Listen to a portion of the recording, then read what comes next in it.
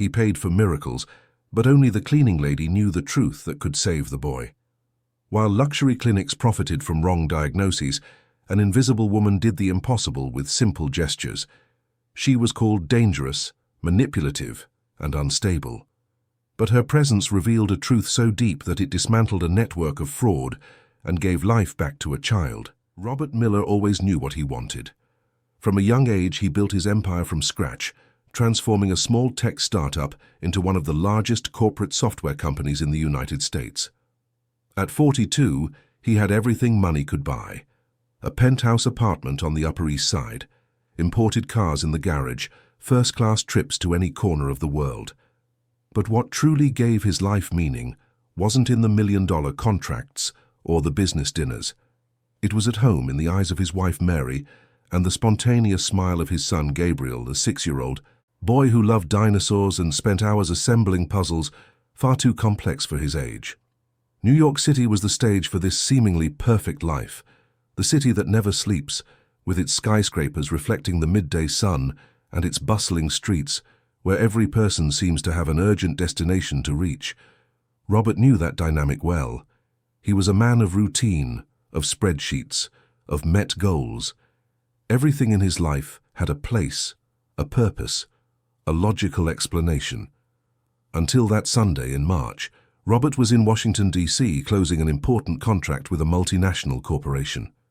Mary had taken Gabriel to visit his grandmother in Albany. It was a simple trip, the kind they took on weekends along the I-87.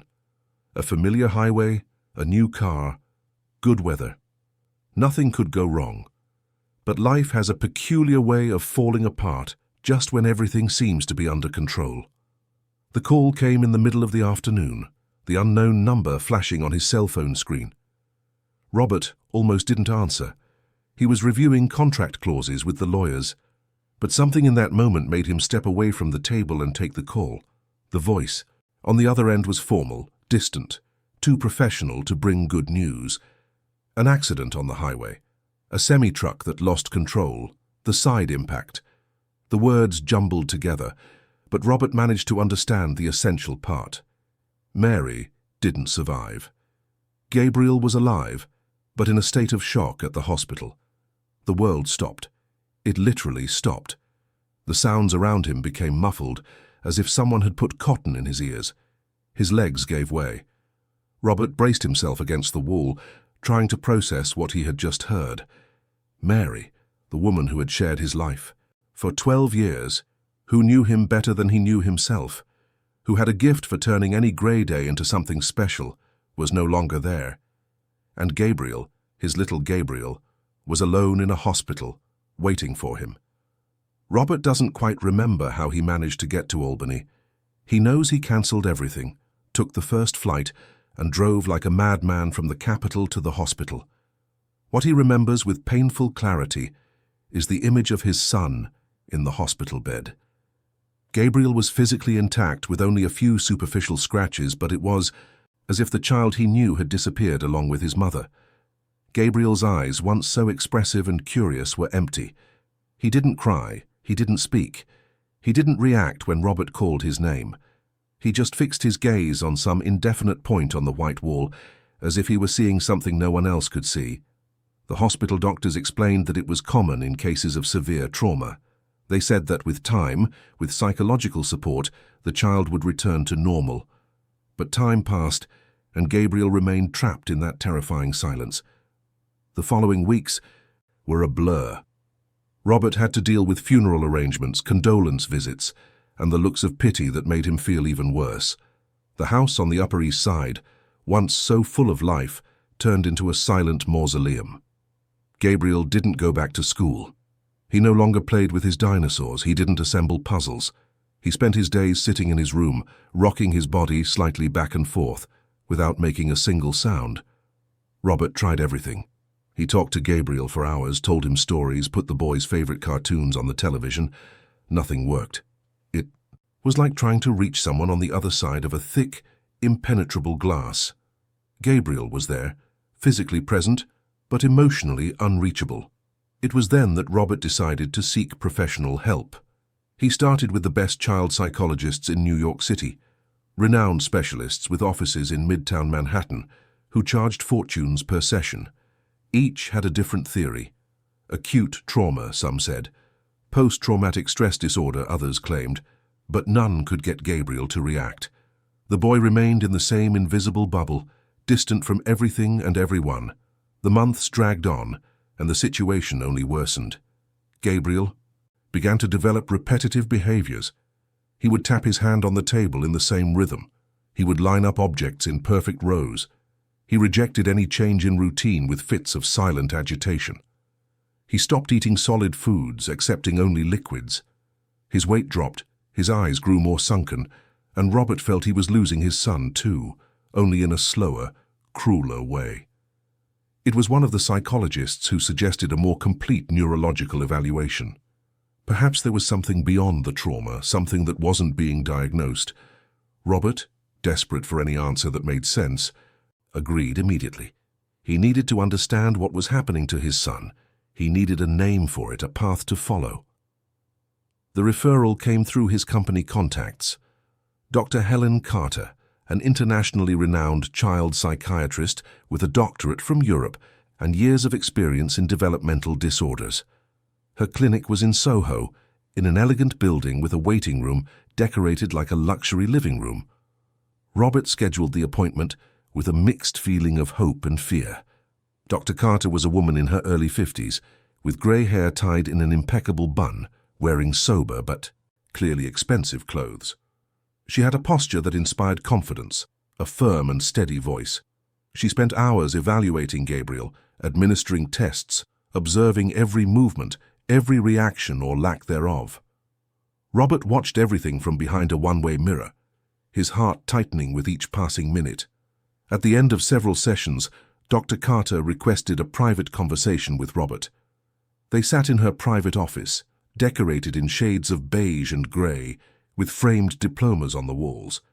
She opened a thick folder full of reports and graphs and looked at Robert with a grave expression. The diagnosis was direct and devastating. Autism spectrum disorder, level 3, also known as severe autism. The doctor explained that although the initial trauma might have been the trigger, the characteristics Gabriel presented indicated an underlying neurological condition. The lack of eye contact, the repetitive behaviors, the inability to communicate, it all pointed to a severe and permanent condition. Robert felt the floor give way again. Severe autism. The words echoed in his mind. He had read about the subject, knew there were different levels, different forms of manifestation, but level 3 meant lifelong dependency, extreme difficulties in communication and interaction, a need for constant support. It meant that the Gabriel he knew was truly not coming back. Dr. Carter, however, left no room for unproductive despair. She handed Robert a detailed treatment protocol, intensive therapies with specialists trained in specific methodologies, medications to control anxiety and compulsive behaviors, structural changes at home to create an environment more suited to Gabriel's needs. Everything was meticulously planned, with schedules and goals. Robert, accustomed to solving problems with resources and determination, dove headfirst into the treatment. He hired the best available therapists, professionals who came from other states for private sessions. He transformed one of the rooms in the house into a therapy room, equipped with sensory materials, educational toys, everything Dr. Carter recommended. He established a rigid routine with set times for each activity, each medication, each meal. The costs were astronomical, but Robert didn't care. He would spend everything he had if it meant any improvement for Gabriel. But the weeks passed, and nothing changed. In fact, Gabriel seemed to be getting worse. The repetitive movements intensified. Eye contact, which was previously non-existent, was now actively avoided. The fits of agitation became more frequent and more intense. It was as if all that treatment was pushing the boy further into himself. Robert began to question if he was doing the right thing, but Dr. Carter was categorical. This was the normal process, she explained. Children with severe autism often regressed before showing any improvement. It required persistence, patience, trust in the protocol, and Robert, with no other options, continued to follow her instructions. It was during this period, about 8 months after the diagnosis, that Robert realized he could no longer manage the house alone. He had completely neglected the practical aspects of domestic life. The refrigerator was always empty, clothes piled up to be washed, dust covered the furniture. He spent so much time focused on Gabriel and the treatment that the rest simply didn't happen. A family friend suggested he hire someone to help with the housekeeping. Robert resisted at first. The idea of a stranger moving through the house, invading that space of pain and struggle, seemed unbearable. But reality set in. He needed help. The employment agency sent a few resumes. Robert barely looked at most of them. He chose based on technical references, previous experience, and availability. The name was Clara Evans, 43 years old, with experience in family homes. The references were discreet but adequate. Robert scheduled a quick interview. Clara arrived on a Saturday morning. She was a woman of simple appearance, with dark brown hair tied in a ponytail, her clothes clean but worn with time. She had tired eyes, as if she carried much more than she should. She spoke softly with a natural kindness that didn't seem forced. Robert quickly explained the situation of the house, mentioned he had a son with special needs, and established hours and responsibilities. Clara listened to everything in silence, just nodding. When Robert asked if she had any questions, she asked only one. Could she start on Monday? Robert agreed. He expected nothing more than a clean house and basic meals. He had no idea that this hire would change everything. Clara began to work with an almost invisible discretion. She arrived early, before Robert even woke up, and started her tasks in the most distant rooms so as not to disturb Gabriel's therapies. She cleaned carefully, organized without making noise, and cooked simple but tasty meals. Robert barely saw her during the first few days. She seemed to have the gift of always being where she was needed, without ever being in the way. What Robert didn't notice at first was how Clara moved about the house. It wasn't just efficiency, it was something more subtle. She had a particular way of arranging things, of folding towels, of organizing dishes in the cupboard. There was a rhythm to her gestures, an almost musical cadence, and sometimes when she thought she was alone, she would hum softly. They were simple, old songs, the kind mothers often sing to lull children to sleep. Gabriel, locked in his private world, seemingly indifferent to everything happening around him, began to do something unexpected. On the afternoons when he didn't have therapy, when Robert had to handle work matters remotely, Gabriel would leave his room. He made no noise, drew no attention. He just walked slowly through the hallways, stopping now and then, observing. Robert noticed this a few times but didn't think much of it. He thought his son was simply restless, exhibiting another of his repetitive behaviors. But as the days went by, he noticed a pattern. Gabriel always appeared at the same times, and he always stopped in the same places where Clara was working. One Thursday afternoon, Robert was in his office when he heard a sound coming from the kitchen. It wasn't a loud noise, just something different in the usual silence of the house. He got up and went to investigate. Through the slightly ajar door, he saw Gabriel standing at the entrance to the kitchen, watching Clara as she washed dishes while humming a soft melody. The boy didn't enter. He didn't speak. He made no sudden movements. He just stood there, his eyes fixed on her. And for the first time in months, Robert saw something different in his son's face. It wasn't exactly an expression, not a smile or any clear emotion, but there was something, a tiny spark of presence, as if a part of Gabriel was trying to return to the surface.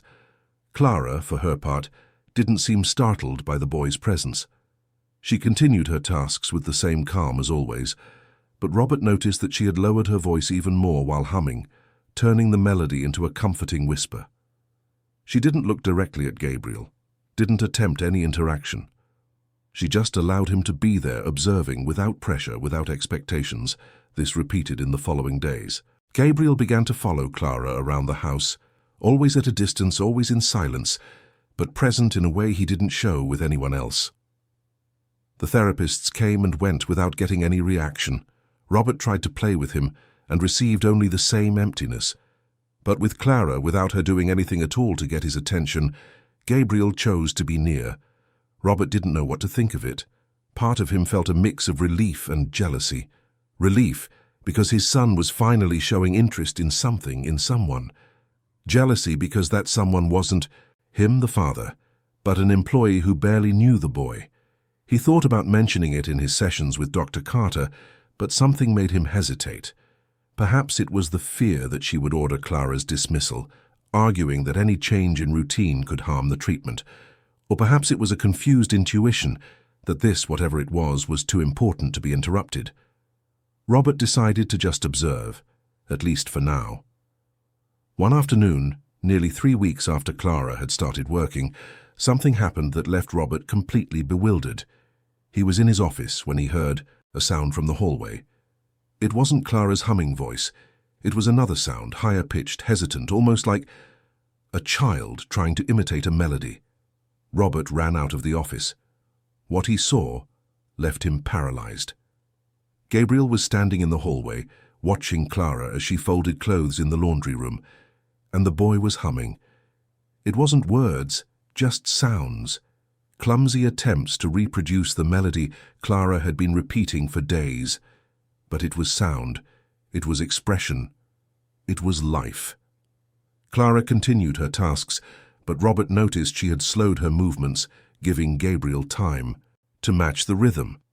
She didn't look at the boy, didn't comment on what was happening. She just maintained the melody, soft and constant, as if it were the most natural thing in the world. Robert felt tears burn his eyes. It was Gabriel's first spontaneous expression since the day of the accident. It wasn't a word, it wasn't a sentence, but it was something. It was a bridge being built between the inner world where his son was trapped and the outer world that was trying so hard to reach him. That night, after Clara had gone home, Robert stayed awake for hours. Sitting in the living room armchair with only the city lights coming through the windows, he tried to understand what was happening. All the protocols, all the therapies, all the expensive medications hadn't achieved what a simple lullaby had. How was this possible? For the first time since receiving the diagnosis, Robert began to question if he really knew what was best for Gabriel. Dr. Carter was categorical about his son's condition. Severe autism, no possibility of a cure, only symptom management. But if that was the case, why was Gabriel reacting this way? Why specifically? With Clara, who wasn't a therapist, who followed no protocol, who just existed around him with a disarming naturalness. The questions piled up without answers, and Robert, a man used to having control over everything, found himself facing something that completely escaped his logic. He had the uncomfortable feeling that there were pieces missing from this puzzle, important pieces that could change everything he thought he knew about his son's situation. But for now, all he could do was watch, and hope that the small spark of connection he had seen in Gabriel's eyes wouldn't be extinguished. Because if there was one thing Robert had learned in the last few months, it was that hope, however fragile, is sometimes all that's left when the world falls apart. And in that house on the Upper East Side, amidst the constant noise of the city that never sleeps, a small but stubborn hope began to bloom in the most unlikely of places, in the sound of a simple song, in the shared silence between a wounded child and a woman who carried her own scars, in everyday gestures that, without anyone yet realizing it, were rewriting the destiny of everyone there. The story was just beginning, and none of them imagined how far that path would lead them. The silent relationship between Gabriel and Clara continued to evolve in subtle but undeniable ways. Robert watched everything with a mixture of fascination and growing apprehension. The therapists continued to come, applying their tried and tested methods, but Gabriel remained distant during these sessions. With Clara, however, something different happened. The boy not only followed her around the house, but also began to imitate some of her gestures. One Tuesday morning, Robert saw Gabriel pick up a towel from the clean laundry basket and try to fold it, repeating the precise movements Clara used. He couldn't do it right, the folds were crooked and misaligned, but the intention was there. It was as if the boy was learning a new language by observing these simple domestic rituals. Clara, for her part, maintained her discreet demeanor. She never forced interaction, never tried to get Gabriel's attention. She just allowed him to exist in the same space as her, without judgment, without expectations, without pressure. It was an approach so different from everything Robert had tried that he didn't know how to interpret it. Robert's sleepless nights became frequent. Sitting in his office after everyone was asleep, he mentally reviewed every detail of the last few months.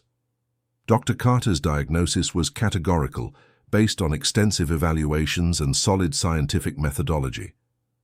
But how to explain what was happening? Could children with severe autism develop attachments?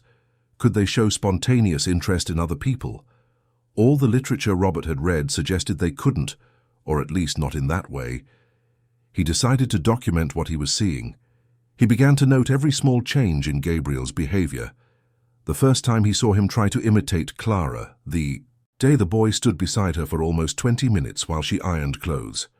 The afternoon Gabriel brought one of his toy dinosaurs and left it on the floor next to where Clara was working, as if it were a silent offering. They were small, almost imperceptible details, but for someone who had spent months seeing his son completely disconnected from everything, each of those gestures represented a tiny miracle. Robert compiled everything into a detailed report, thinking of presenting it to Dr. Carter at the next appointment, but something still made him hesitate. It was on a Thursday that everything escalated. Robert had installed security cameras throughout the house weeks earlier, more as a precaution than out of any real suspicion. He wanted to have records in case Gabriel had a crisis when he was alone, something he could show the doctors. He never expected those cameras to capture something completely unexpected. That afternoon, Robert had an important video conference meeting that he couldn't postpone. He locked himself in his office with instructions not to be disturbed. Gabriel was in his room, supposedly resting after a particularly tiring therapy session. Clara was in the laundry room, finishing her tasks for the day. The meeting lasted almost 3 hours. When it finally ended, Robert left his office with the uneasy feeling that something was different in the house. It was nothing he could pinpoint, just a change in the atmosphere, in the silence. He went to Gabriel's room and found the boy sleeping peacefully. Everything seemed normal. Later, while checking emails before bed, Robert decided to review the security camera footage, just as part of his documentation routine. That's when he saw something that left him completely paralyzed. In the recording, he could see Gabriel leaving his room about an hour after Robert had entered the office for the meeting. The boy was carrying something in his hands, a white object that Robert soon recognized. It was the toy doctor's coat that Mary had given Gabriel months before when he said he wanted to be a veterinarian when he grew up, a gift that had been forgotten at the back of the closet since the accident. Gabriel walked through the hallways until he reached the laundry room where Clara was folding clothes. And then, something extraordinary happened. The boy put on the coat over his clothes, took a small chair, and dragged it to where Clara was. He gestured for her to sit down, and when Clara, visibly surprised but maintaining her calm, complied, Gabriel began to act out a medical checkup. Robert turned up the volume on the recording, his heart racing, and he heard it. He heard his son's voice for the first time in 9 months. They were hesitant words, some mispronounced, others just murmurs, but they were real words. "Open your mouth," Gabriel said, imitating what he had surely seen in some past pediatrician's visit. "Breathe deep, it's okay." The phrases came in fits and starts, with long pauses between them, but they were there. Real. Impossible. Miraculous. Clara participated in the game with a disarming naturalness. She opened her mouth when asked, took a deep breath when prompted, and pretended to cough when Gabriel placed his cold hands on her back, simulating a stethoscope. She didn't overreact, didn't infantilize the situation. She was just present, allowing Gabriel to guide this moment of connection. The scene lasted for just over 15 minutes. At the end, Gabriel took off the coat, folded it carefully, and went back to his room. Clara sat for a few seconds, her hands trembling slightly, her eyes shining with unshed tears. Then she stood up and went back to work, as if nothing extraordinary had happened. Robert watched the recording 3 times in a row, in disbelief. His son had spoken. He had interacted. He had engaged in imaginative, socially appropriate play. Everything the expert said was impossible for a child with severe autism was right there, recorded on video, happening in his own home. He didn't sleep that night. He sat on the living room sofa, the laptop on his lap, replaying the recording countless times. Every word from Gabriel echoed in his mind. Every gesture, every facial expression he had managed to produce. It didn't make sense within the diagnosis he had been given. Or did it? The next morning, Friday, Robert waited for Clara to arrive for work. When she came in, he asked her to sit down in the living room. He needed to talk. Clara agreed with her usual calm, but Robert noticed a slight nervousness in her eyes. She must have guessed that he had seen the recording. "I saw the video," Robert said, getting straight to the point. "I saw what happened yesterday." Clara nodded, silently, her hands clasped in her lap. Robert continued. "How is this possible? The doctors say my son has severe autism, that he won't communicate, that he needs intensive treatment for the rest of his life. But I saw him talking to you, playing, being a normal kid." Clara remained silent for a long moment, as if carefully choosing her words. When she finally spoke, her voice was low but firm. "Mr. Miller, I'm not a doctor. I can't say anything about diagnoses or treatments. I just know that Gabriel is a child who is suffering, and sometimes when we suffer a lot, we shut down. Not because we can't open up, but because we're afraid of getting hurt even more." Clara's words echoed in the silence of the room. Robert felt something shift inside him, a restlessness that had been growing for weeks. "Have you worked with children before?" he asked. "In the medical field, I mean." Clara's face tightened slightly, a shadow passing over her eyes. "I have," she answered after a pause. "But it was a long time ago, another life." Robert sensed there was something there, some story she wasn't sharing. But before he could ask more, Clara stood up. "If you'll excuse me, I need to get back to work. And please don't force Gabriel to repeat what happened yesterday. Let it happen naturally, if it's meant to happen again." She left the room before Robert could reply. He remained there, processing the conversation. There was something in the way Clara spoke about Gabriel, an understanding that went beyond simple observation. It was as if she knew exactly what was happening with the boy, but didn't feel authorized to explain. Robert's restlessness turned into something more urgent. He needed answers. But where to turn? Dr. Carter had been categorical in her diagnosis. The other specialists who evaluated Gabriel agreed with her. Would it be irresponsible to question all that medical knowledge based only on what he saw in a recording? But Gabriel's voice on the recording kept echoing in his mind. Those words, however hesitant, were real, and they contradicted everything he had been told about his son's condition. That weekend, Robert made a decision. On Monday morning, he would call Dr. Carter and schedule an urgent appointment. He would show her the recording. He would demand a re-evaluation. He was entitled to answers. And Gabriel was entitled to a diagnosis that truly matched his reality. But before that, he needed to know more about Clara. That conversation had made it clear that there was something in her past, something related to the medical field. What if there was some connection between whatever had happened to her and the way Gabriel was reacting? Robert was a businessman, used to investigating, to gathering information before making decisions. He took the resume Clara had submitted when she was hired and began to analyze it more carefully. It was a simple document, without many details. Experience in family. Homes for the last 5 years. Before that, a gap of almost 3 years. And before that gap, a single line, nursing assistant at St. Mary's Hospital. St. Mary's Hospital. Robert knew the name. It was a respected institution, specializing in maternal and child health. Why would Clara have left there? And why was there this 3-year gap before she started working again? He knew he was invading her privacy, but his son's situation was more important. He needed to understand. He made a few discreet calls, activated contacts he had in the corporate world. Within 24 hours, he had a preliminary report on Clara Evans. What he read shocked him. Clara hadn't just left St. Mary's Hospital. She had been dismissed after a serious incident. A premature baby under her care had died in the neonatal ICU. There was an ethics hearing, an internal investigation.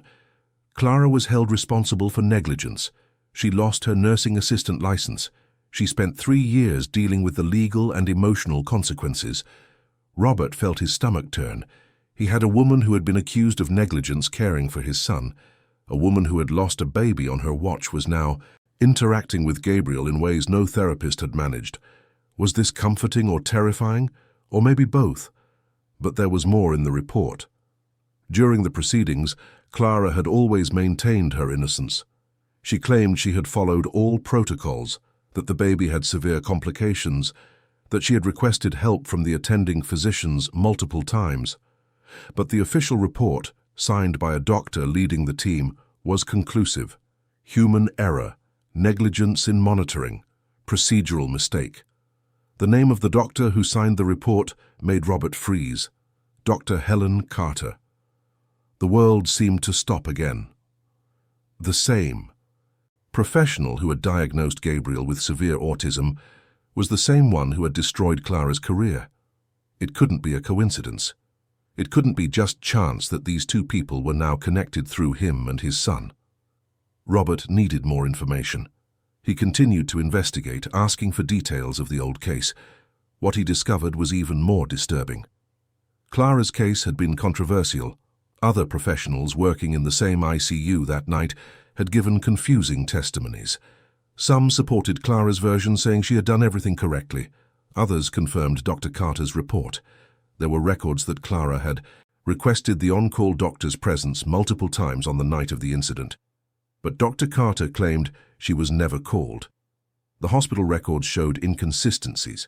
Some pointed to registered calls, others to an absence of requests. In the end, the word of the renowned doctor prevailed over that of the nursing assistant. And there was one last devastating piece of information. At the time of the proceedings, Clara was married and had a young daughter. Her husband left her during the investigation, taking the child with him. She lost not only her career, but also her family. Robert closed, his laptop, feeling physically ill. What was happening? Why would Dr. Carter be involved in two such different stories, yet connected in such strange ways? Was it really just a coincidence? He decided he needed to confront Clara first, before speaking with Dr. Carter. He waited until Monday when she arrived for work. He asked her to sit down in the living room again, but this time his tone was different, more serious, more direct. "I know about St. Mary's Hospital," he said without preamble. "I know about the hearing, about the baby, about Dr. Carter." Clara paled, but she didn't look away. "Then you know I'm not trustworthy," she replied, her voice devoid of apparent emotion. "That I was found guilty, that I lost my license. I understand if you want me to leave." "That's not it," Robert said. "I want to hear your side. What really happened that night?" Clara took a deep breath, as if about to open a wound that had never properly healed. "It was my second year as an assistant. I worked in the neonatal ICU. That night was particularly busy, several premature babies needing intensive care. One of them, a boy born at just 7 months gestation, started showing signs of respiratory distress." She paused, her hands trembling slightly. "I did all the procedures they taught me. I checked the equipment, adjusted the oxygen, monitored his vital signs, but his condition was getting worse. I called the on-call doctor, Dr. Carter, 3 times. She was attending to another case and said she would come as soon as she could. But she didn't come." Clara's voice grew thick with emotion. "The baby went into cardiac arrest. I started emergency procedures, but he was too small, too fragile. When the medical team finally arrived, it was too late. And Dr. Carter said I had taken too long to ask for help, that I should have started emergency protocols sooner, that it was my mistake." "And was it?" Robert asked, needing to hear the answer directly from her. Clara looked at him with eyes full of old pain. "I did everything in my power, everything my training allowed me to do. I called for help multiple times, but in the end, my word was worth nothing against that of a renowned doctor. And maybe she was right. Maybe I really could have done more. Maybe that baby would be alive if I were better at my job." "Do you believe that?" Robert insisted. "That it was your fault?" Clara looked away for the first time. "For a long time, yes. I believed I was incompetent, that I didn't deserve to work with children, that I had stained the memory of that family. I lost my profession, my marriage, my daughter. I spent years wondering if I really deserved all that. And now? Robert asked softly. Now, Clara replied, still not looking at him. I don't know, I just know that when I see Gabriel, I see a child who needs someone to see beyond what the reports say, and maybe that's the only thing I can still do right. The ensuing silence was thick, heavy with unspoken pain. Robert processed everything he had heard. There were layers to this story he still didn't fully understand, but one thing was becoming clear. There was a connection between Clara's case and Gabriel's diagnosis, and that connection ran through Dr. Helen Carter. I'm not firing you, Robert said finally. In fact, I need you to stay. But I also need you to be honest with me about everything you observe with Gabriel, every detail, every change, no matter how small. Clara finally looked at him again, surprised and relieved. I can do that, she agreed. But Mr. Miller, I need to tell you something.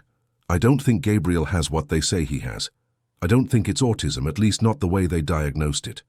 Why do you say that? Robert asked, though he already knew the answer. Because I saw many children during my years at the hospital. I saw children with true autism, with different levels of impairment. And I saw traumatized children, in shock, closed off because of emotional pain. Gabriel, he doesn't have the typical signs. He doesn't avoid contact because he can't process social interactions. He avoids it because he's scared. And you cure fear with safety, not with rigid protocols. Clara's words confirmed everything Robert had been suspecting for weeks. But hearing it said aloud, by someone with real experience with children, gave the situation a different weight. If she was right, it meant Gabriel had been misdiagnosed. It meant months of intensive treatment had been not only useless but potentially harmful. And it meant that Dr. Carter, for some reason, Robert still didn't understand, had given a wrong diagnosis. Intentionally or not, Robert made his decision right then. He would seek a second opinion, not from Dr. Carter's network, not from professionals in the same circles. He needed someone completely independent, someone with no connections to this whole system that was beginning to seem much more fragile and compromised than he had imagined. But before doing that, he needed one more piece of the puzzle. That afternoon, after Clara left, Robert went through all of Gabriel's medical documents he had accumulated over the past months. Reports, therapy notes, prescriptions, all signed or endorsed by Dr. Carter. That's when he found something strange, a loose sheet of paper without an official letterhead, hidden among other documents. It was a brief report, dated 2 weeks before the official autism diagnosis, signed by another professional, a neuropsychologist who had evaluated Gabriel in one of the first consultations. The report was completely different from the final diagnosis. It pointed to severe adjustment disorder with dissociative features, secondary to acute psychological trauma.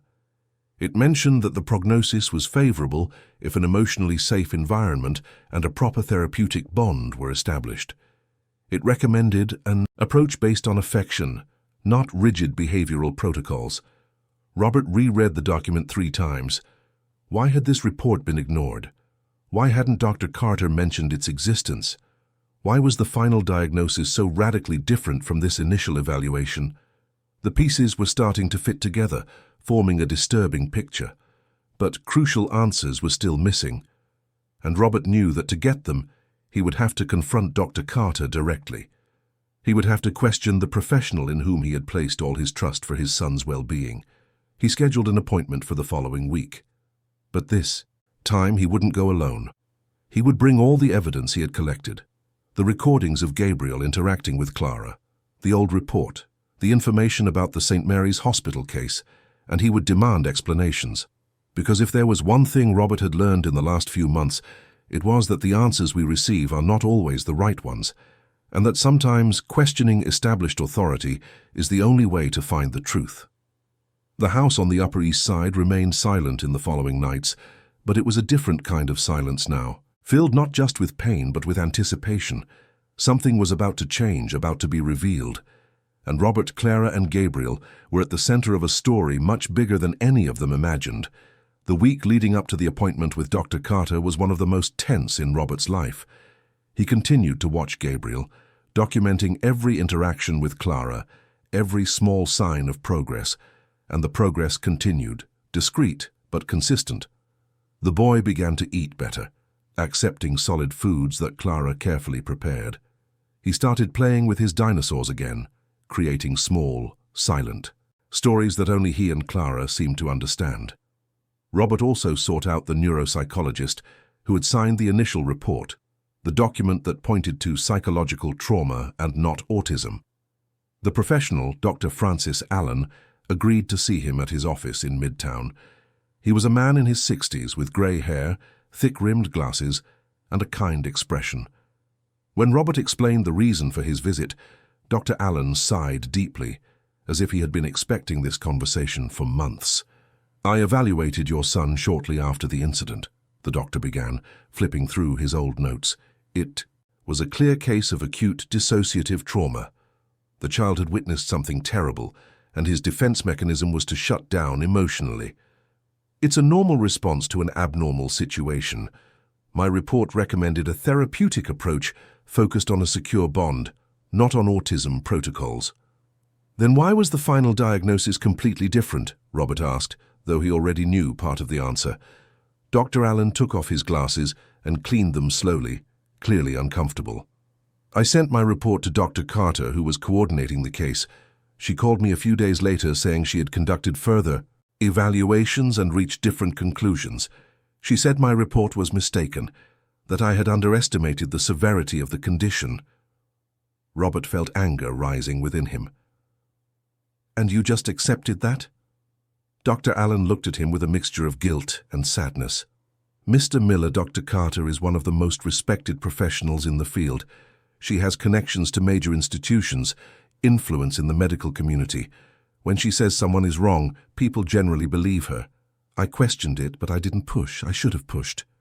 Robert showed him the recordings of Gabriel interacting with Clara. He showed him the documented changes over the past weeks. Dr. Allen watched everything with growing attention, shaking his head. "This confirms my initial evaluation," he said when he finished. "Your son does not have severe autism. He had, and perhaps still has to a lesser degree, a traumatic adjustment disorder. But with the right bond, with the right approach, recovery is not only possible, but expected. All he needed was to feel safe again."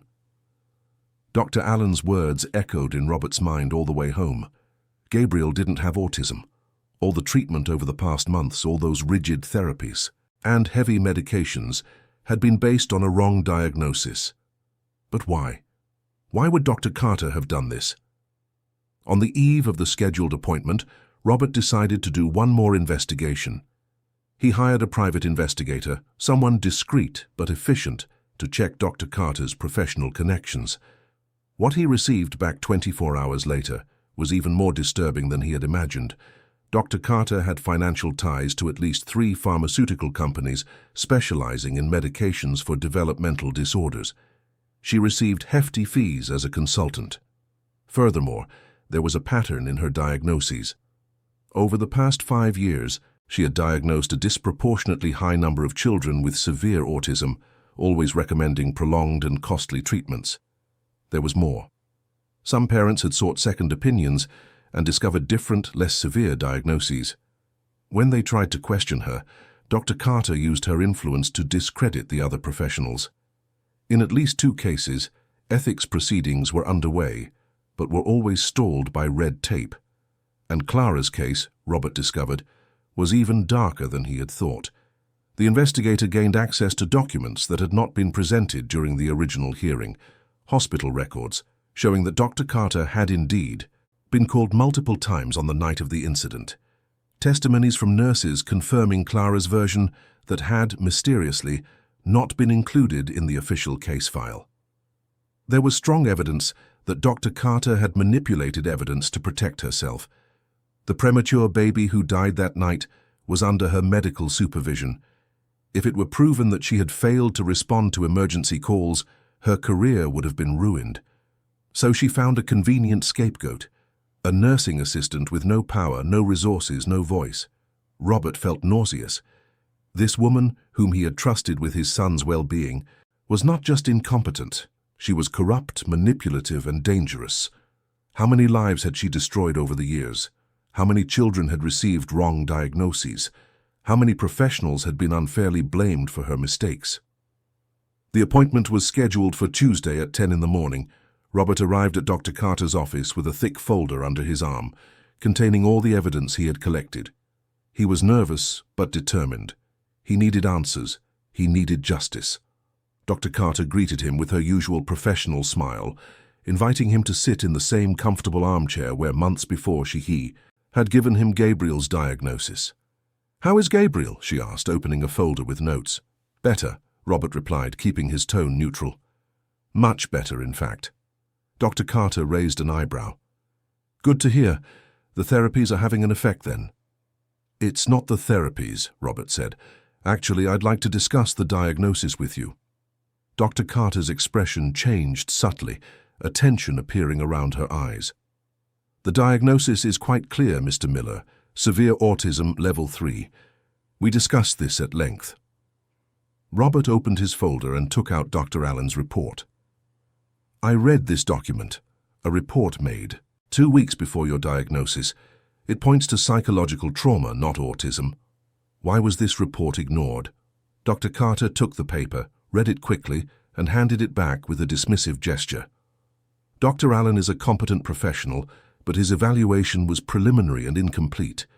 My analysis was much more comprehensive." Robert then showed her the recordings of Gabriel interacting with Clara. He showed her the documented progress. Dr. Carter watched with an increasingly closed expression. When he finished, she leaned back in her chair, her fingers interlaced on the desk. "These fluctuations are common in children with autism," she said in a controlled voice. "Moments of apparent improvement don't mean the diagnosis is wrong. Gabriel's condition is chronic and will require support for the rest of his life." "Even if he's talking," Robert insisted.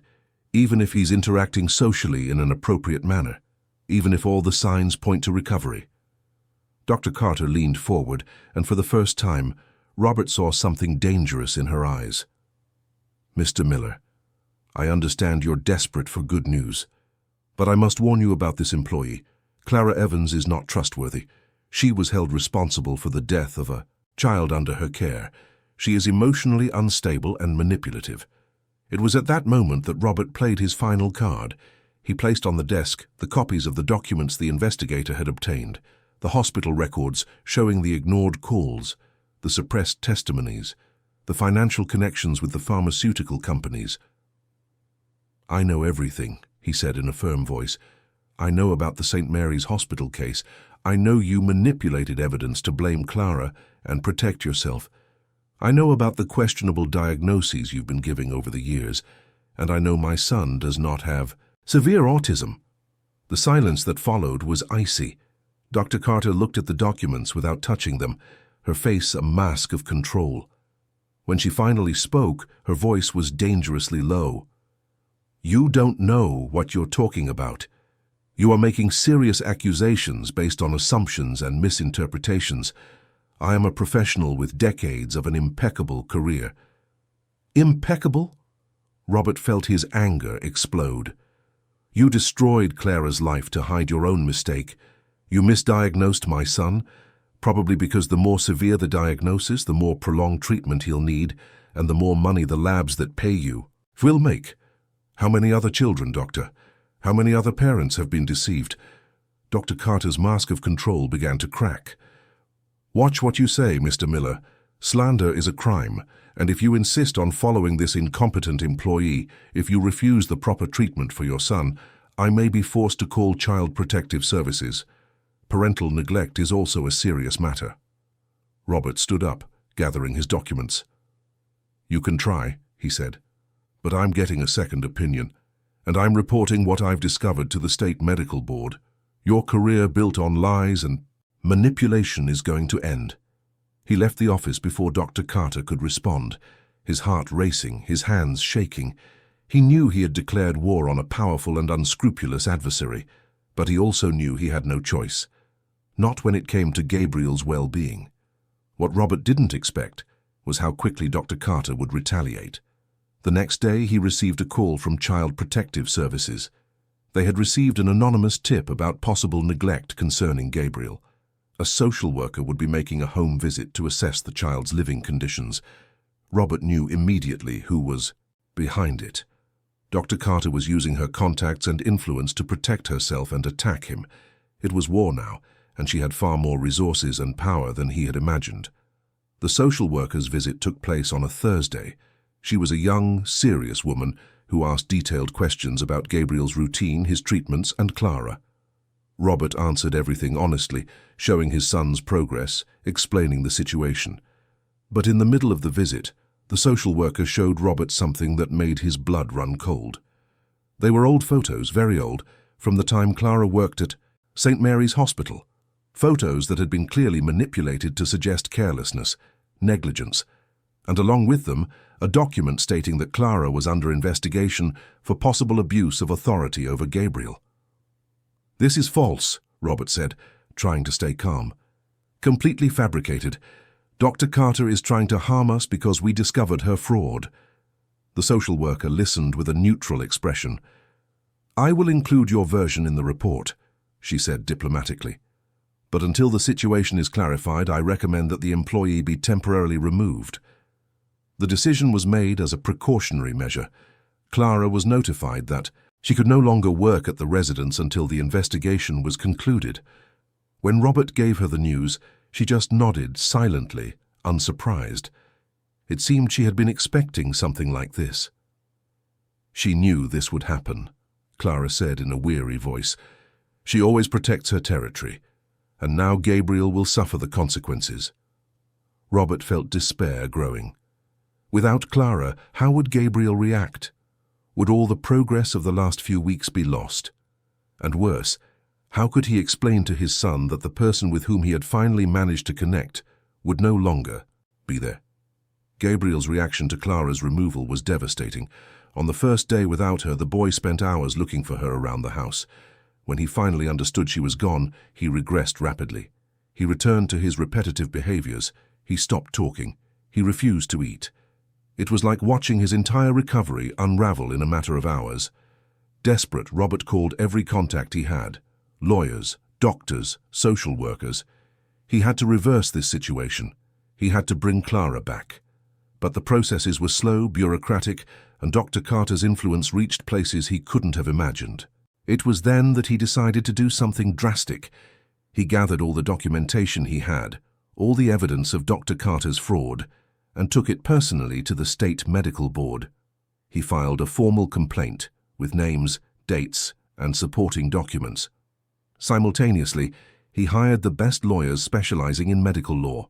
He prepared a lawsuit not only against Dr. Carter, but against the entire network of institutions that protected her. He would sue for medical malpractice, for fraud, for emotional distress, for everything legally possible. And he did more. He reached out to the other families who had questioned Dr. Carter's diagnoses. He offered financial and legal support for them to file lawsuits as well. He turned it into a class action cause, a force that would be harder to silence. The news spread quickly. The media began to cover the case. Investigative journalists took an interest in the story. Dr. Carter's connections with the pharmaceutical companies came to light. Former employees of St. Mary's Hospital began to speak out, revealing other situations where evidence had been manipulated. Clara's case was reopened. A pro bono lawyer offered to represent her. New testimonies were collected, this time without Dr. Carter's interference. The truth began to emerge, slowly but inexorably. During this time, Gabriel continued to decline. Robert tried everything to console him, but it was as if the boy had returned to the impenetrable bubble he was in before Clara appeared. The nights were long, filled with the silent tears of a father who felt powerless, but Robert didn't give up. Every day he called Clara, keeping her updated on Gabriel, on the legal proceedings, on everything. And every night, he sat in his son's room and sang the same melodies he had heard Clara sing. He didn't have the same voice, didn't have the same presence, but it was all he could offer. It took almost 2 months, but finally, things began to change. The State Medical Board opened a formal investigation against Dr. Carter. The lawsuits moved forward, and most importantly, the investigation into Clara was closed for lack of evidence, acknowledging that the complaint had been malicious. Clara was free to return. Robert called her as soon as he got the news, his voice thick with emotion. "You can come back," he said. "Please come back. Gabriel needs you." The day Clara returned to the house, on the Upper East Side, Robert would never forget the scene. Gabriel was in his room when he heard the front door open. He stood up slowly, as if he couldn't believe what he was hearing. He walked to the hallway, and when he saw Clara standing there, with her gentle smile and tear-filled eyes, he ran. It was the first time since the accident that Gabriel had run to someone. He hugged Clara tightly, burying his face in her shoulder, and began to cry. These weren't silent tears. It was a loud, liberating cry from someone who finally allowed himself to feel again. Clara held the boy gently, stroking his hair, murmuring soft words. "I'm here," she said. "I'm here, and I'm not leaving again." Robert watched the scene from the doorway, his own tears streaming freely. In that moment, he understood something fundamental. Healing didn't come from protocols or medications. It came from genuine connection, from human presence, from someone who cared enough to see beyond the diagnoses and see the real person inside. The following weeks were a period of accelerated recovery. Gabriel started talking again, this time more fluently. He started eating well, playing and showing curiosity about the world. Robert sought out new, independent specialists who confirmed what Dr. Allen had said from the beginning: dissociative trauma, not autism. And the prognosis was excellent. The case against Dr. Carter culminated in a public trial that shook the American medical community. The evidence was overwhelming: fraudulent diagnoses, manipulation of documents, favoritism toward pharmaceutical companies, destruction of careers to cover up mistakes. The verdict came in October.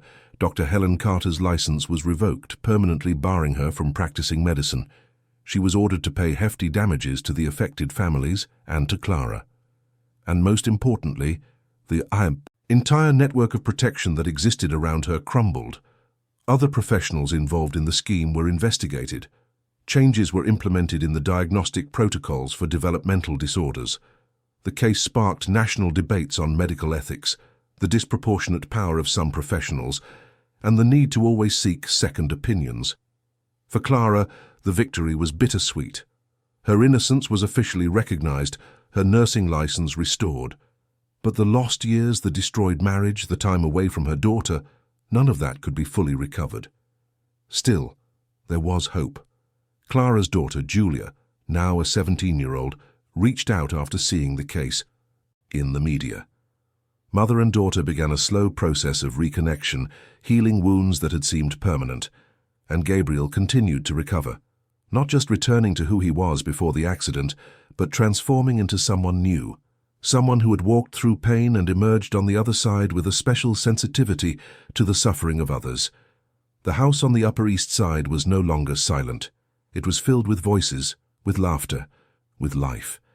And on the quietest nights, when the city finally settled down outside, you could hear Clara's songs, now accompanied by Gabriel's childish voice, simple melodies that meant far more than any therapy could offer. They meant home. They meant safety. They meant that even in the darkest stories, light always finds a way back. 6 months after the trial that changed everything, life in the Upper East Side house had transformed in ways Robert could never have imagined on that dark night when he received the call about the accident. Gabriel was no longer the silent, withdrawn boy who spent entire days trapped in his own world. He had just turned 8 and was back in school, not just attending classes, but actively participating, making friends, being a kid again. The mornings had a new routine. Clara arrived early, no longer as a domestic employee, but as part of the family. The official title they had given her was therapeutic caregiver, but the reality went far beyond that. She was a constant presence, a maternal figure that Gabriel had lost and found again in a different form. She would prepare breakfast while humming, and Gabriel, already dressed for school, would help her set the table, imitating her movements with the same careful attention as always. Robert observed these daily scenes with a mixture of gratitude and reflection. He himself had changed profoundly. The businessman obsessed with results, with spreadsheets and goals, had given way to a more present man, more attentive to what truly mattered. He continued to run his company, but with a completely different perspective. He delegated more, trusted his team, and reserved a significant portion of his time for other things. The main one of these other things was the foundation he had decided to create.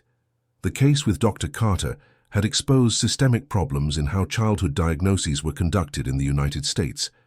Vulnerable families, desperate for answers, ended up in the hands of unscrupulous professionals who saw their desperation as an opportunity for profit. Something had to be done about it. Robert invested a considerable part of his personal fortune in creating the Gabriel Miller Institute for Humanized Child Health. The name was a tribute to his son, but the mission was much larger: to offer free second opinions to families questioning diagnoses, to fund independent research on developmental disorders, to train professionals in therapeutic approaches based on connection and not just on rigid protocols, and above all, to give a voice to the voiceless. The Institute's headquarters were set up in a renovated building in Williamsburg, Brooklyn, with spacious, bright rooms decorated to be welcoming rather than clinical. Robert made sure that everything there conveyed hope, humanity, and genuine care. On the walls, instead of the framed diplomas typical of clinics, there were children's drawings, photos of smiling families, and messages of gratitude. Clara accepted the position of clinical coordinator for the Institute. At first she hesitated, feeling insecure after so many years away from the healthcare field. But Robert insisted. "You know what these families are feeling," he told her. "You went through the same despair, the same sense of powerlessness. Your experience is more valuable than any diploma." And Clara proved to be up to the challenge. With her natural sensitivity and her deep understanding of pain and recovery, she transformed the Institute into a space where families not only found medical answers, but also emotional support. Each case was treated with individual care, without rush, without judgment. The stories repeated with variations: children hastily diagnosed, inappropriate treatments, families in debt and despair.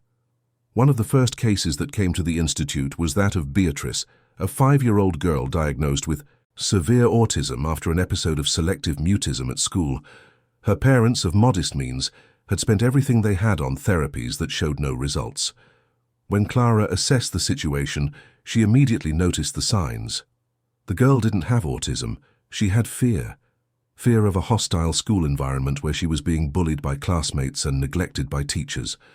With proper counseling, a change of schools, and emotional support, Beatrice started speaking again in a few weeks. The case gained media attention, leading to more people seeking out the Institute. And more importantly, it raised awareness about the need to look beyond superficial symptoms. Gabriel began to visit the Institute regularly. At first, Robert was hesitant to expose him to that environment, so heavy with difficult stories, but the boy insisted. "I want to help other kids like I was helped," he said with the conviction of someone who had walked through his own valley of shadows. And Gabriel helped, in his own way. He played with the children who arrived at the Institute scared. He told his own story with a disarming honesty. "I didn't talk either," he would say to the little ones who arrived mute. "I was really scared too. But Aunt Clara taught me that we don't have to be afraid to feel." It was beautiful and moving to see how Gabriel had transformed his pain into purpose. The boy who months earlier could barely look someone in the eye was now a source of hope for other children. Robert saw this as the greatest miracle, not just his son's recovery, but his transformation into someone capable of offering others what he had received. The story of Julia, Clara's daughter, also became intertwined in this new chapter. The reunion between mother and daughter had been tense at first. Years of separation, of accumulated resentments, of different versions of the same story. Julia had grown up hearing from her father that her mother was negligent, unstable, guilty.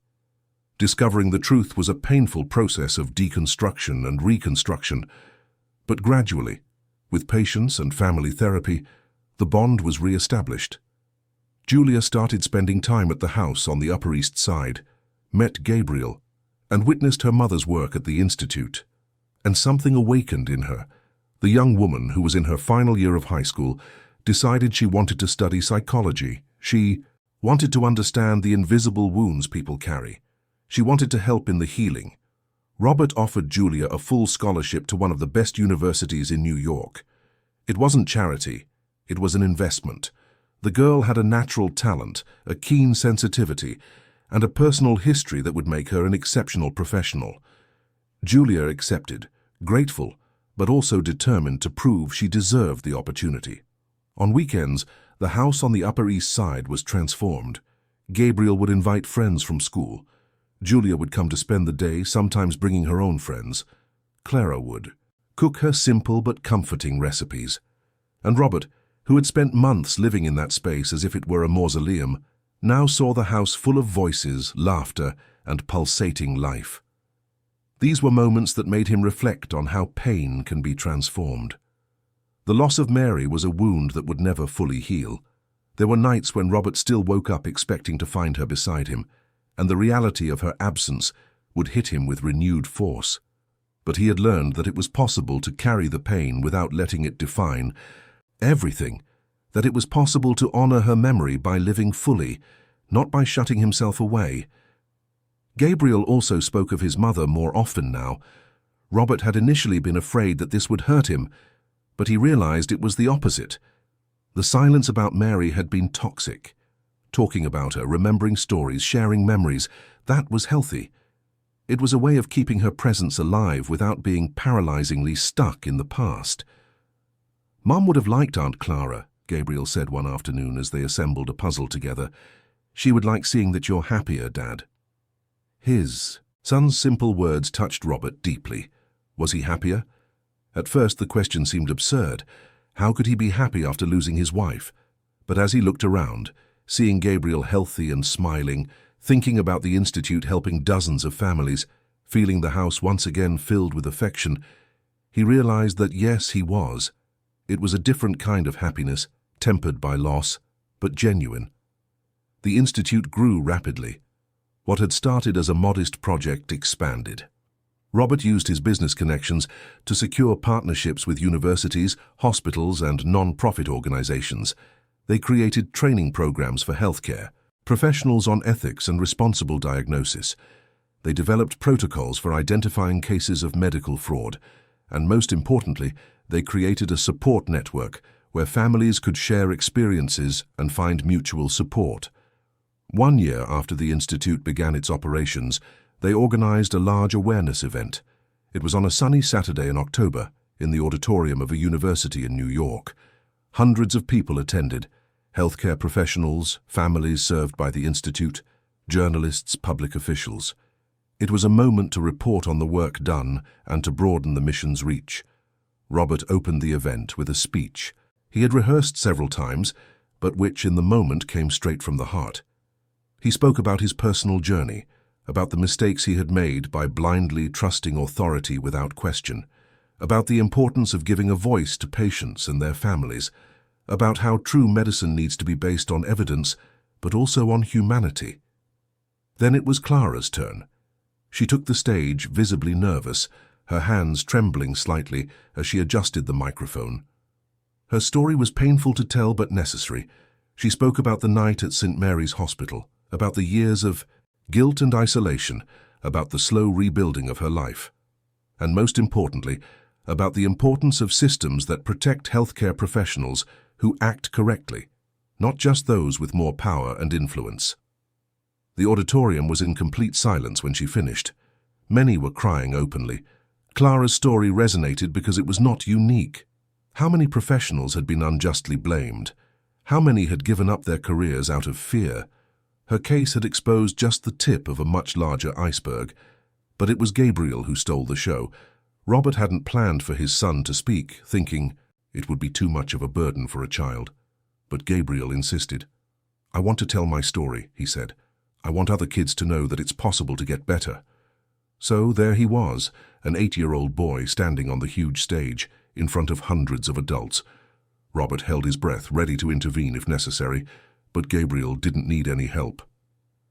"My mom died when I was 6, Gabriel began in a clear voice. "I was in the car with her. I saw everything. After that I couldn't talk. I couldn't even look at people.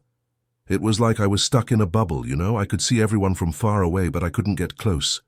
He paused, looking at the audience with a surprising maturity for his age. "The doctors told my dad I had severe autism, that I would be like this forever, that I needed a lot of medicine and therapy, but it wasn't autism. I was just really scared and really sad." Gabriel found Clara in the crowd with his eyes and smiled. Then Aunt Clara came. She didn't try to make me do anything. She didn't keep asking me questions or forcing me to play. She just stayed near me, humming softly, doing her own thing, and little by little, I started to realize that I could trust again, that not everyone would leave. Tears were streaming down Clara's face. Robert was also struggling to maintain his composure. Gabriel continued, "I learned something important. Sometimes we think we're broken, that we'll never be okay again, but we just need someone who has patience, who waits for us to be ready. My mom isn't coming back, I know that, but I can still be happy, and other kids can too." The auditorium erupted in applause. Many people stood up, the ovation lasting for several minutes. Gabriel, a little shy at the reaction, waved and ran off the stage into Clara's arms. Robert watched the scene with his heart overflowing. His son had survived the worst and emerged on the other side not just whole but brilliant. The following months brought more changes.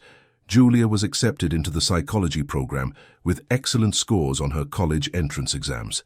She began an internship at the institute, learning in practice while studying the theory. Her relationship with Clara continued to strengthen, the old wounds healing slowly but surely. The institute expanded its operations to other cities. Robert further reduced his involvement in his tech company, leaving the day-to-day management to his trusted team. His focus now was the foundation. He personally visited each new branch, spoke with the families being served, and ensured that the core values were maintained.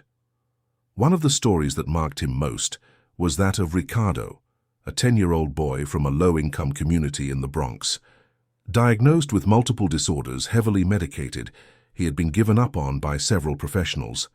The family, without the resources to seek second opinions, had accepted the fate that had been laid out for him. When they arrived at the institute, Clara immediately identified signs that something was wrong. The boy didn't have multiple disorders. He had chronic malnutrition affecting his neurological development. With proper nutrition, vitamin supplements, and appropriate follow-up, Ricardo began to show dramatic improvements. The case led to important reflections. How many psychiatric diagnoses were actually manifestations of social problems? Poverty, systemic neglect, lack of access to basic needs, all of these could manifest as symptoms that were then medicalized. The institute began to work with social services as well, understanding that mental health could not be separated from living conditions. Gabriel continued to visit the institute, but now with a more defined role. He had become a sort of children's ambassador for the institution. He participated in awareness campaigns, gave interviews adapted to his age, and, most importantly, offered tangible hope to other children. Seeing someone who had been through the same thing and recovered completely made a huge difference in the morale of the families being served. One Thursday afternoon, 3 years after it all began, Robert was in the Institute's office reviewing reports when he received an unexpected call. It was from the State Medical Board. They wanted to invite him to participate in a working group on reformulating childhood diagnostic protocols. Dr. Carter's case had led to significant regulatory changes, and they wanted to involve the Institute in the process. Robert accepted, but on one condition: Clara would also participate, not as an assistant or an observer, but as a full member of the group. Her practical experience was as valuable as the theoretical knowledge of any specialist. After some initial resistance, the board agreed, and so Clara found herself, years after having lost everything, sitting at a table with some of the most respected professionals in child health in the country. It was intimidating at first, but she soon realized she had much to contribute. Her suggestions, based on real-life experience and not just theories, were listened to attentively. Her knowledge of the subtle signs that differentiated trauma from a neurological disorder was recognized as legitimate expertise. Julia, now in her 3rd year of psychology, also began to stand out. Her thesis on differential diagnosis in traumatized children received an honorable mention at a national conference. Guided by renowned professors, but inspired by her own mother's story, Julia was building a promising career. And more importantly, she was using her knowledge to help others. Gabriel, now 11, was still a child, but a child aware of his history and his role. He carried no visible trauma from what he had been through. The scars existed, of course, but they had transformed into early wisdom, natural empathy, and a genuine desire to make a difference. One December evening, as the city prepared for the holidays, Robert gathered everyone at the house on the Upper East Side. Gabriel, Clara, Julia, and some members of the Institute's team who had become family. They prepared a potluck dinner, each person contributing something. As they ate and talked, Robert looked around the table and felt a deep gratitude.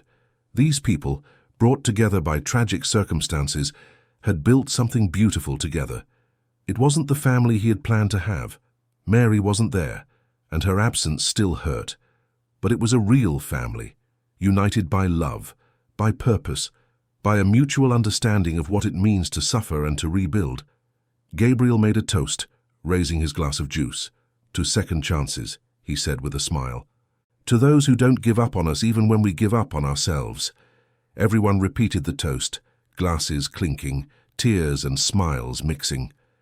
And at that table, in that house that had been so silent and empty, there was now happy noise, overlapping conversations, genuine laughter. Clara, sitting next to Robert, murmured softly, "Thank you for everything, for believing in me when no one else did." Robert held her hand for a moment. "I'm the one who should be thanking you. You saved my son. You saved me too, in a way. You taught us that healing. Doesn't come from protocols, it comes from presence, from true care." The dinner stretched late into the night. Afterward, everyone moved to the living room, where Gabriel wanted to show off a science project he was developing for school. It was about dinosaurs, of course, his old passion taken up again with renewed enthusiasm. As the boy excitedly explained different geological periods, Robert watched with attention not so much to the content, but to the form, the confidence, the articulation, the ability to express himself and connect. Everything that had seemed impossible months before was now natural. Later, after everyone had left and Gabriel was fast asleep, Robert went out onto the balcony. The city stretched out before him, millions of lights twinkling in the night. He thought of all the silent dramas happening at that moment, of how many families were going through their own crises, their own dark valleys. And he thought of the Institute, of the work they continued to do, of the lives they continued to touch. It was a drop in the ocean, he knew, but it was his drop. It was the way he had found to transform tragedy into purpose, pain into service.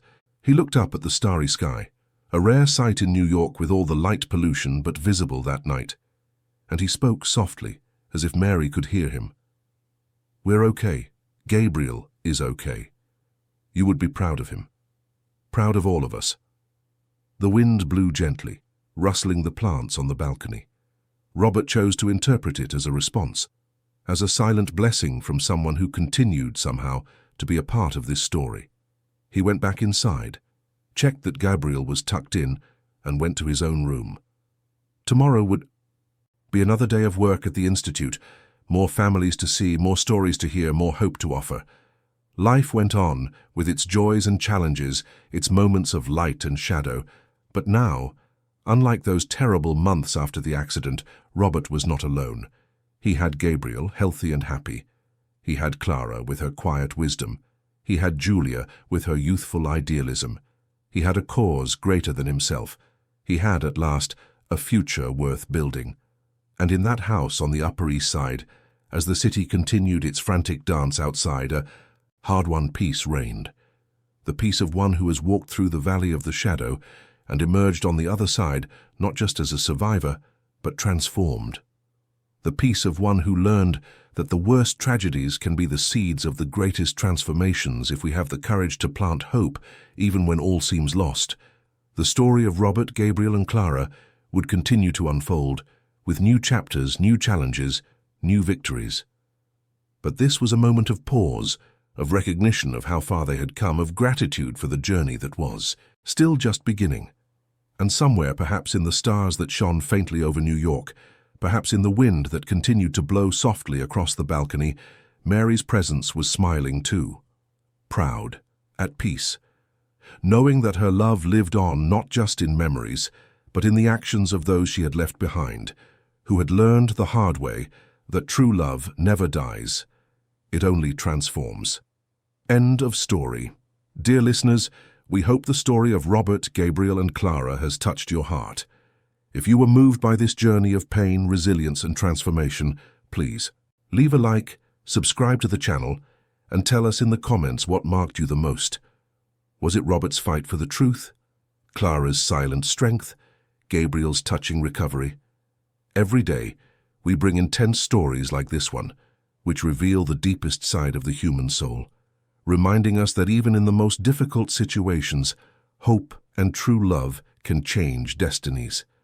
We'll see you in the next episode.